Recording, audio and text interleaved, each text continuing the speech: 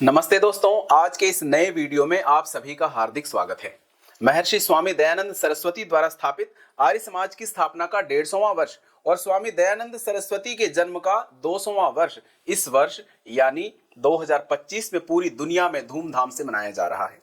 स्वामी दयानंद सरस्वती का जन्म 12 फरवरी सन 1824 को गुजरात स्थित टंकारा नामक गांव में हुआ था और उन्होंने 1875 में मुंबई के काकड़वाड़ी नामक स्थान पर देश की पहली आर्य समाज की स्थापना अपने हाथों से की थी।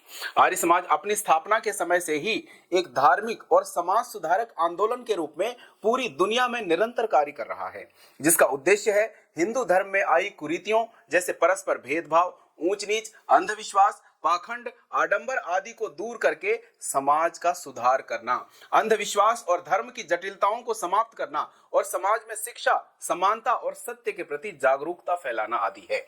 स्वामी दयानंद सरस्वती द्वारा स्थापित आर्य समाज के सिद्धांत वेदों पर आधारित है। जी हाँ, पूर्ण रूप से वेदों पर आधारित है। इस क्रम में उन्होंने वेदों की व्याख्या निरुक्त, व्याकरण, ब्राह्मण ग्रंथ, आरण्य ग्रंथ आदि ऋषियों के द्वारा रचित शास्त्रों के आधार पर की थी, ताकि समाज को वेद के उपदेशों के अनुसार सही दिशा प्रदान की जा सके। बंधुओं, आज इस वीडियो के माध्यम से हम देखेंगे कि महर्षि दयानंद सरस्वती द्वारा 1875 में मुंबई के काकड़वाड़ी में स्थित आर्य समाज की आज क्या स्थिति है, समाज में इसका क्या योगदान है और आजकल उसमें कौन सी गतिविधियां चल रही हैं। आज के इस वीडियो में हमारे साथ चर्चा में शामिल हैं पंडित चैनलाल शास्त्री जी एवं डॉक्टर प्रियंका जी। आपको अगर यह वीडियो अच्छा लगे या ऋषि दयानंद सरस्वती द्वारा स्थापित दुनिया की पहली आर्य समाज को आप अपने सगे संबंधी और मित्रों को भी दिखाना चाहें तो इस वीडियो को अवश्य उन तक शेयर कीजिएगा। तो आइए इस वीडियो को शुरू करते हैं।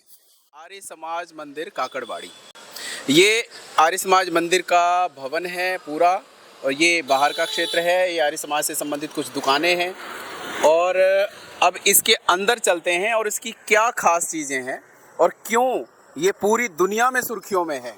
न केवल भारत में अपितु पूरी दुनिया में इसका नाम है और ये माना जाता है अपनी विशेषताओं के कारण से। आइए अंदर आकर चर्चा करते हैं कि वाकई इसकी क्या विशेषताएं हैं। तो यहाँ पे ये वाला क्षेत्र है, ये इसकी एंट्री है। ये एंट्रेंस पे आपको यज्ञशाला सुंदर सी दिख रही है और यज्ञशाला और साथ में ये पुराने समय का स्ट्रक्चर है। बंधुओं, मैं इस आर्य समाज के बारे में एक विशेष बात ये बताना चाहता हूँ कि ऋषि दयानंद सरस्वती ने 1875 में इसकी स्थापना की थी और अब 150 वर्ष इस भवन को भी हो चुके हैं। तो आप उसी दृष्टि से देखिएगा कि ये भवन 150 वर्ष पुराना है और ऋषि दयानंद ने वेद के सिद्धांतों को अपनाकर, वेद के सिद्धांतों को अपनी भाषा में प्रख्यापित करके जो पूरे विश्व को मानवता, धर्म और भारतीय संस्कृति सभ्यता के बारे में परिचित करवाया है। तो उनके हाथों से स्थापित ये 150 वर्ष पुरानी आर्य समाज है। हम सभी फॉर्चुनेट हैं कि ऐसी जगह पे हमें देखने को, ऐसे स्थानों को देखने का मौका मिल रहा है। इस आर्य समाज के ये कुछ सूचना पत्र हैं जो आप देख पा रहे होंगे अपनी स्क्रीन पे। महिला आर्य समाज काकड़वाड़ी पदाधिकारियों के नाम हैं। ये आर्य समाज के नियम हैं और ये ईश्वर स्तुति, प्रार्थना, उपासना के मंत्र हैं, जिन मंत्रों का उच्चारण यहाँ यज्ञशाला में होता है प्रतिदिन और यज्ञ होता है। और यहाँ यज्ञ होता है 7:30 बजे से 8:30 बजे तक और साधु सन्यासियों का सम्मान, सबका सम्मान होता है। और विद्वान कोई भी बाहर से आते हैं उनका भी सम्मान होता है और रहने की व्यवस्था और जल भोजन की व्यवस्था यहाँ आर्य समाज देती है। बंधुओं, ये इस आर्य समाज का ऑफिस है, कार्यालय है और ये ऋषि दयानंद सरस्वती जो इसके संस्थापक हैं उनके बारे में थोड़ा सा परिचय है। 1824 में उनका जन्म हुआ था और मोक्ष की प्राप्ति उनको, या उनका शरीर शांत हुआ था 1883 में। ये उनके पिताजी का नाम है। ये उनके जीवन से संबंधित कुछ संक्षिप्त विवरण है और ये इस आर्य समाज का कार्यालय है। इसमें इसके माध्यम से सारे जो कार्यक्रम हैं यहाँ पे संचालित होते हैं। और एक विशेष बात, मैं ये पोस्टर भी दिखाना चाहूँगा आपको। बाल ठाकरे जी जो आर्य समाज की स्थापना के कार्यक्रम के संबंध में 1990 में हमारे पास आए थे। तो इस चित्र के बारे में आप अगर कुछ बताना चाहें। किस कार्यक्रम में आए थे? देखिए, आवाज़ आ रही है? हाँ।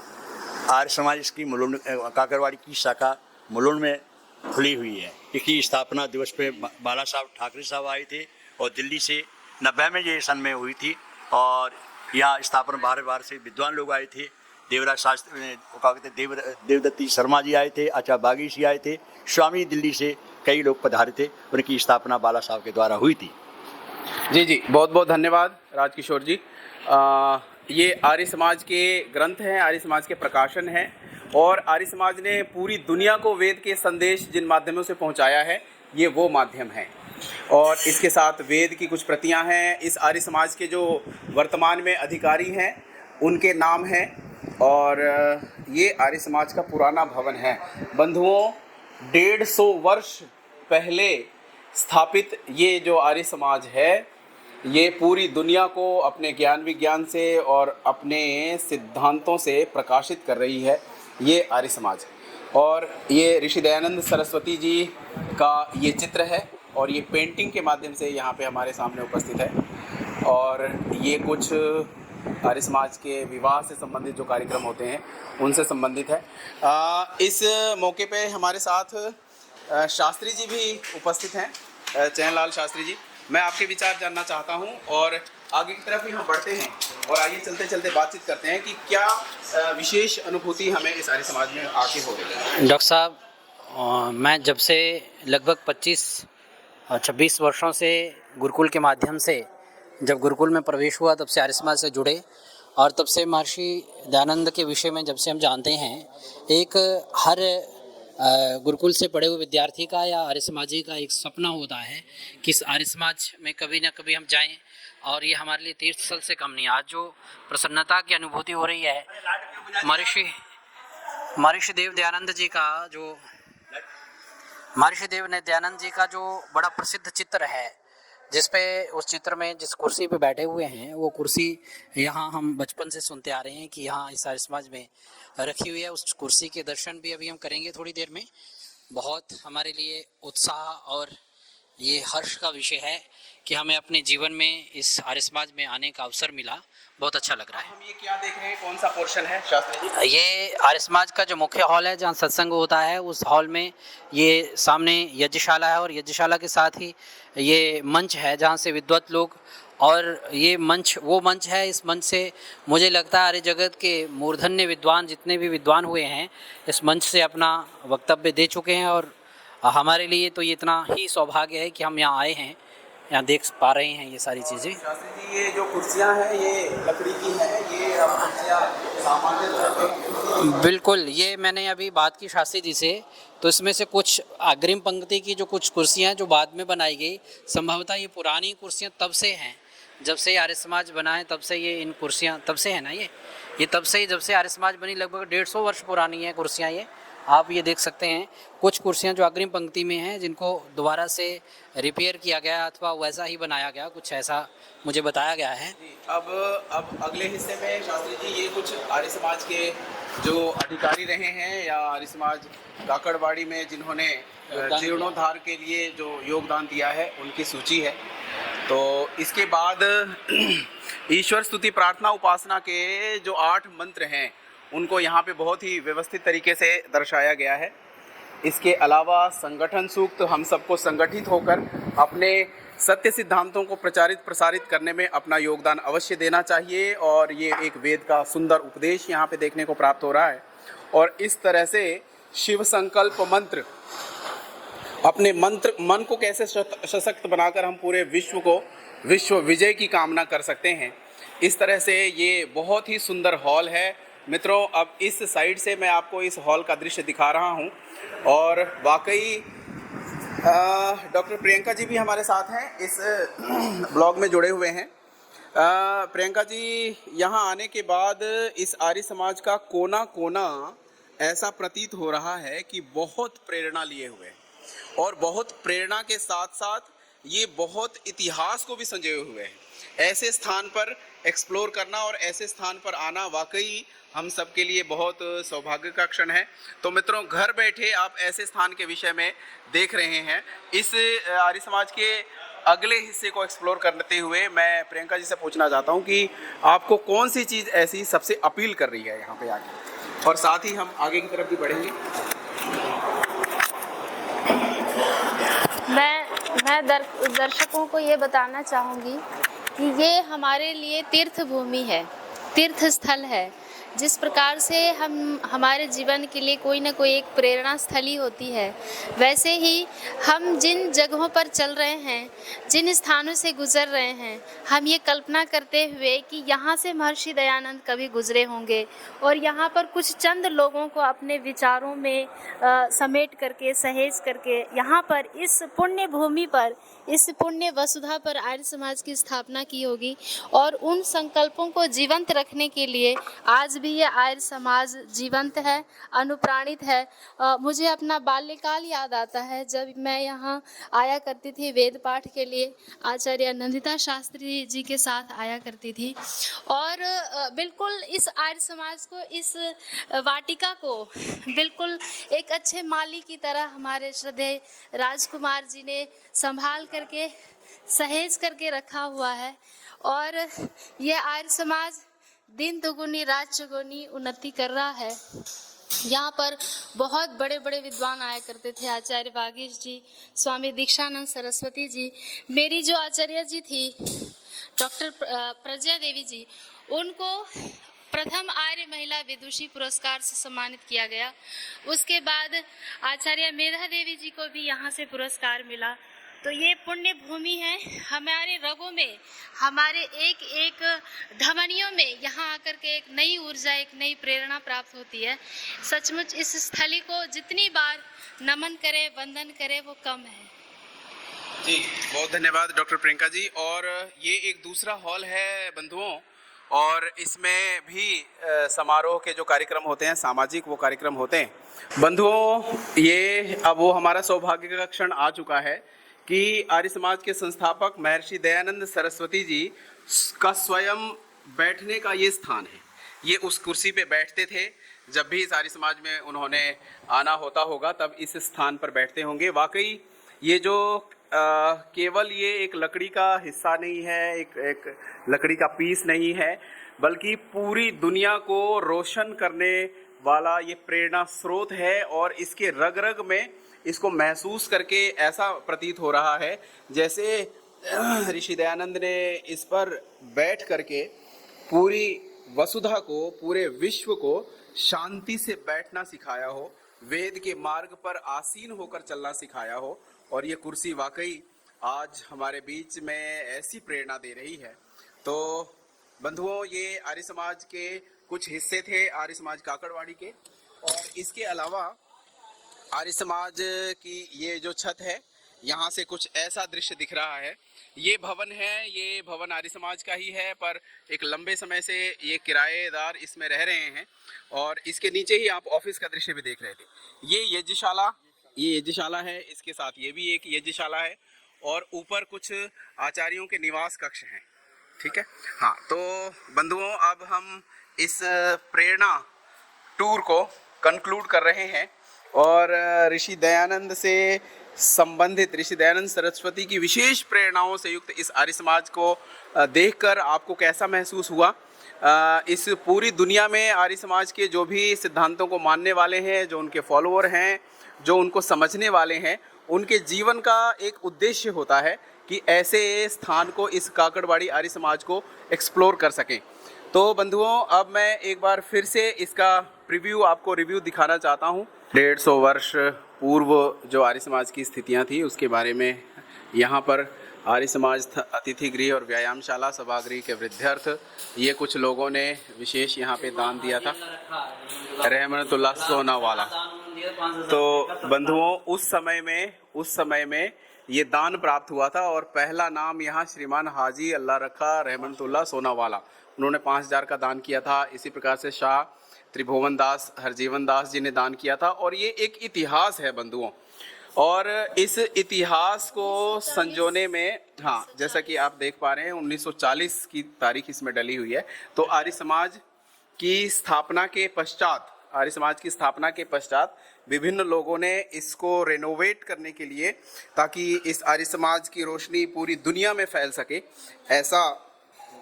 ऐसे विशेष प्रयोजन के साथ इस आर्य समाज की स्थापना की थी। तो बंधुओं, ये कुछ हिस्से थे, ये कुछ एस्पेक्ट्स थे इस आर्य समाज के। और इसके बाद इसके बाद ये एक एग्जिट पॉइंट है, जो मुख्य हॉल आप देख रहे थे उसके दोनों तरफ से निकलने का ये स्थान है। और फिर से जब हम यहाँ से वापस निकलते हैं तो वापस निकलते हुए हमें उसी स्थान से गुजरना है। हमने दोस्तों यहाँ से एंट्री ली थी, यहाँ से अंदर गए थे और ये मुख्य भवन है। बंधुओं ये देखिए, ये 150 साल पुराना स्ट्रक्चर है और इसमें कोई सीमेंट का और स्टील का, लोहे का उपयोग नहीं है और बिल्कुल पत्थरों को एक व्यवस्थित क्रम में रख के इसको बनाया गया है। ये आर्य समाज बम्बई के नाम से एक शिलापट भी यहाँ पे लगा हुआ है, जिसमें परमेश्वराय नमः और संवत 1931 स्थापित हुआ। सन 1875 चैत्र शुक्ल 1 तारीख 7 अप्रैल बुधवार को ये बंधुओं एक बड़ा ही ऐतिहासिक डॉक्यूमेंट है। एक मैं इसको नज़दीक से आपको दिखा रहा हूँ, आप इसको देख लीजिएगा और इसके अनुसार ही आर्य समाज की स्थापना का जो कार्यक्रम है, आर्य समाज की स्थापना से संबंधित जो इतिहास है उसको संजोया गया है। इस प्रकार से ये फिर से यज्ञशाला का स्थान है, यज्ञशाला का स्थान है और ये वो भवन है। और इस क्रम को बंधुओं आगे बढ़ाते हुए हमारे यहाँ आर्य समाज के जो धर्म गुरु हैं, धर्माचार्य हैं, वो भी हमारे साथ जुड़े हुए हैं। मैं निवेदन करूंगा कि इसके बारे में कोई और विशेष बात जो हमारे साथ शेयर करना चाहें वो आप शेयर करेंगे। क्या ऐसी विशेष बात है कि पूरी दुनिया के लोग को इस आर्य समाज को देखने के लिए आना चाहिए? यहाँ पर जो ऋषि दयानंद थे, युग प्रवर्तक महर्षि दयानंद सरस्वती जी, आर्य लोगों का ये एक मंदिर की तरह है, क्योंकि सभी लोग अपने अपने यहाँ पर जाते हैं, लेकिन ये सब आर्य लोगों का एक मंदिर की तरह है। और यहाँ पर आकर के हमको सुकून मिलता है। जब हम गुरुकुल टंकारा में पढ़ते थे तो हम जब ऋषि की जन्मभूमि में जाते थे, वहाँ यज्ञ करते थे, तो हमको पता लगता था कि एक ऋषि दयानंद ने आकर के पूरे पाखंड पर प्रहार करके पूरे भारत में जितनी अंधकार छाया हुआ था, अकेले ऋषि ने उसको पराजित कर दिया। तो यहाँ पर आकर के हमको बहुत सुकून मिलता है। और यहाँ पर अगर किसी को प्रकाश की ज़रूरत हो, ज्ञान की ज़रूरत हो, तो हमको आर्य समाज की शरण लेनी पड़ेगी। और बहुत से लोग आते हैं घूमने के लिए, बहुत अच्छी जगह है घूमने के लिए। और इसकी एक और शाखा है, मुलुंड शाखा, जो आपने अंदर की वीडियो बनाई थी, वहाँ पर पोस्टर लगा हुआ है, वो भी बहुत अच्छा आर्य समाज है। और यहाँ का प्रोग्राम है 15, 16, 17 तक सामवेद पारायण है 18 तारीख तक। उसमें क्रांतिकारी प्रवक्ता स्वामी सच्चिदानंद जी आने वाले हैं और कुछ गुरुकुल से ब्रह्मचारिणियाँ आने वाली हैं। जी, बहुत धन्यवाद इस सूचना के लिए। अब मैं पंडित चंद्रलाल शास्त्री जी से निवेदन करूंगा कि इस पूरी आर्य समाज को देखने के बाद आपको क्या महसूस हुआ, क्या प्रेरणा हमें यहाँ से झलक रही है? 1 मिनट में अपने क्लोजिंग रिमार्क्स जरूर रखेंगे। हमें इस आर्य समाज में आने के बाद एक तो ये बिल्डिंग को देख करके बहुत आश्चर्य हो रहा है। ये पत्थर की इतनी सुंदर तराशी हुई बिल्डिंग उस समय में 1875 से, और उसको संजो करके यहाँ के अधिकारियों ने रखा हुआ है। बड़ा अच्छा लगा हमारे लिए। तो एक सपना था कि एक बार यहाँ जाएंगे और आज वो सपना पूरा हुआ। बहुत अच्छा लग रहा है, मैं शब्दों में बयान नहीं कर सकता। और हम इसकी स्मृति अपने साथ समेट करके चित्रों के माध्यम से, चलचित्र के माध्यम से ले जा रहे हैं, जो हमें आगे भी प्रेरणा करती रहेगी और उत्साह के साथ आर्य समाज के सिद्धांतों का, वेद के सिद्धांतों का प्रचार प्रसार करने के लिए हमें वो प्रेरित करती रहेंगी। धन्यवाद बंधुओं, अब इस ब्लॉग को यहीं पे ख़त्म करते हैं और क्लोजिंग रिमार्क के रूप में शास्त्री जी ने बहुत अच्छे शब्द कहे। मैं इतना कहना चाहता हूँ कि न केवल भारत में अपितु पूरी दुनिया में वेद सत्य सिद्धांतों के प्रचार प्रसार में जो बहुत बड़े योगदान अनेक ऋषि महर्षियों ने या अनेक आचार्यों ने दिया है, उन सभी को प्रेरणा इस काकड़वाड़ी आर्य समाज से प्राप्त हुई है। न केवल भारत में अपितु पूरी दुनिया में जो सत्य सिद्धांतों को प्रचारित प्रसारित किया गया है, उसमें उन सभी को ये काकड़वाड़ी आर्य समाज प्रेरित करती रही है। मानवता मानवता मानवता, यही उद्देश्य इस आर्य समाज के प्रचार का है। और वेद के सिद्धांतों के अनुसार चलकर ही मनुष्य एक बेहतर मनुष्य बन सकता है, बेहतर इंसान बन सकता है और इंसानियत के साथ साथ जीवन का जो परम लक्ष्य है मोक्ष, उसको प्राप्त करने की तरफ भी आगे बढ़ सकता है। तो बंधुओं, आपको इस वीडियो में कोई जानकारी अगर अच्छी लगी हो ये वीडियो अगर आपको अच्छा लगा हो तो अपने चाहने वालों के साथ ज़रूर शेयर कीजिएगा। और अगर मुंबई का ट्रिप आपका बनता है, मुंबई का टूर आप करते हैं, तो इस आर्य समाज काकड़वाड़ी में भी ज़रूर आइएगा, आपको बहुत अच्छा लगेगा।